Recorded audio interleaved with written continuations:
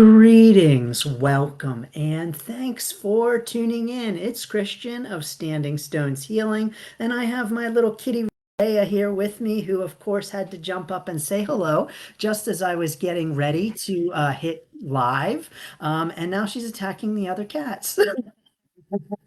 She's a little spicy. But anyway, I just wanted to go live with a few tips on getting repeat Reiki clients because this week's episode of the Build Your Reiki Business podcast is about tips to get repeat Reiki clients. It's a common question. It comes up often. And as a matter of fact, when I asked the Reiki Business Collective, what topics would you like to see on the Build Your Reiki Business podcast, repeat clients was a repeat answer. And so I am happy to have been able to do a podcast on that topic and share some of my own experiences and my own tips for getting clients to come back. Now, of course, you can tune in to the episode at standingstoneshealing.com/podcast. I'll drop that below. That is this week's episode. And if you're tuning in later on YouTube, I will drop the YouTube link for that specific episode so you can go there straight away and check it out. But my first recommendation, my first encouragement for getting repeat Reiki clients is to just offer good customer service. So offering great customer service goes a really long way towards having clients want to come back. And so good customer service means not just being nice and kind and available and helpful. It also means doing things like making scheduling easy. So making it easy to be able to book with you. The truth is that the harder something is to do, the less of a chance that someone is going to do it. And so even if your clients really like you, even if they're great, even if they have a great session with you, if it's hard to schedule with you, the chances are low that they're going to do it. So we want to make scheduling as easy as possible for clients so that we reduce the number of barriers to having them schedule. So just making it easy to schedule, making it clear what your hours are is great customer service and really goes a long way towards helping them to schedule with you and to come back. So great customer service is number one. Number two is the way in which you wrap up the session. And so how you wrap up the session is a great opportunity for offering a session for them to come back to. And so when you wrap up, having a set way that you close the session and wrap up the session is going to go a long way towards helping you to feel comfortable in the closing of the session so that you're not saying, how do I end this? How do I say goodbye? So I actually recommend having a set way that you end your sessions, and even in a way that's kind of becomes second nature. And that's absolutely okay because then you feel confident with the way in which you're ending sessions, but also you can feel confident with doing something like inviting them back to a second session at that time. So inviting them back, wrapping up and saying something like, well, it was great to have you here, Christian. I really appreciated the honor of sending you Reiki and having you in this session. When would you like to come back? And then just having your calendar open, available, and ready for them to schedule to come back. Now, if they don't want to, they'll let you know. Oh, actually, I have to check my schedule. Oh, actually, I don't know when I can come back again. Oh, I'm not sure when I might be able to afford it again, or whatever. And so if they don't want to, they'll give a reason.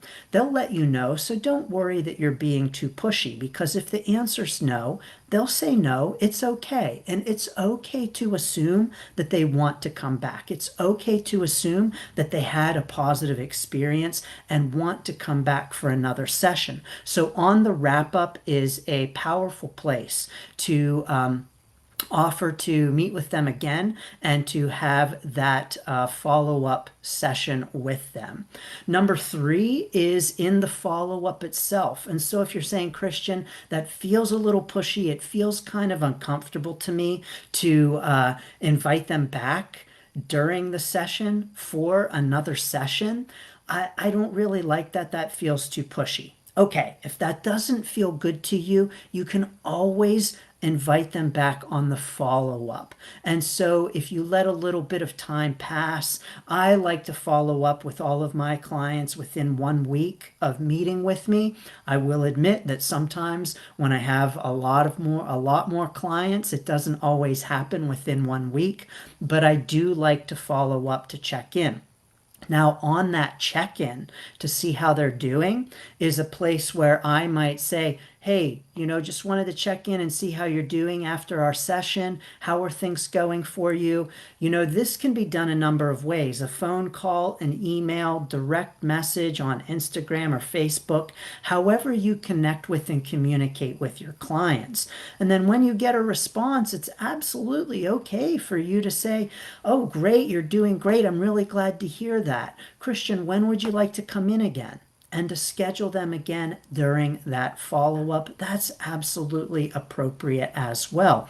Another thing that I have done that can be helpful is to mention a specific day and time to them. And so let's say that their first appointment with you was on a Friday at 10 o'clock, it's absolutely okay to say something to them like, well, Christian, I'm so glad you had a positive experience. I actually have Friday the 10th at 10 o'clock available on my calendar. If Friday at 10 o'clock is a good time for you, I have that available again on the 10th if you would like to book an appointment for that time before someone else takes it.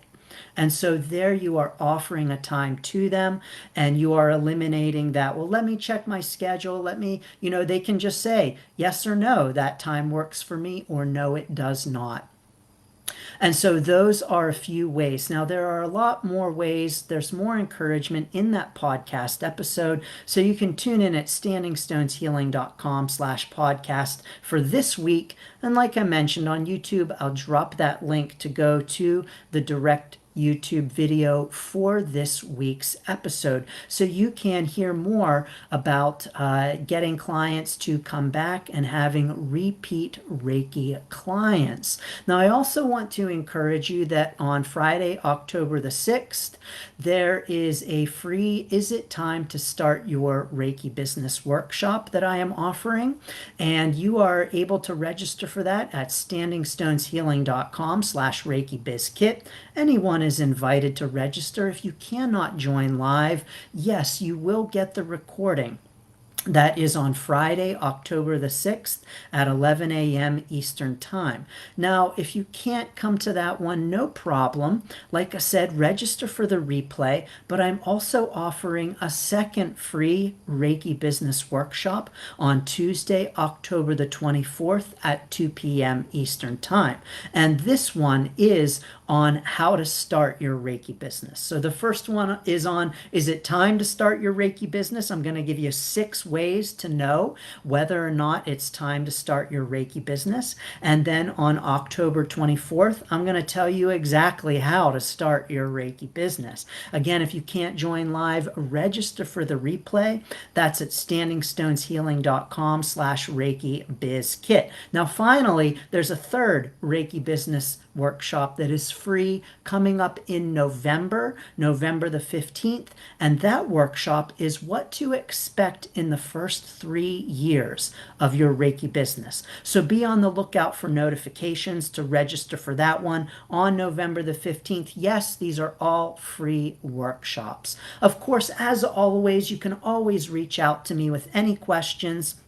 Send me a DM, send me a comment. I'm happy to get back to you and happy to see you if you can join us at any of those free Reiki business workshops, whether live on Zoom or on the replay. So thank you so very much. I'm sending lots of blessings and best wishes to your Reiki business and to your repeat clients. So thank you.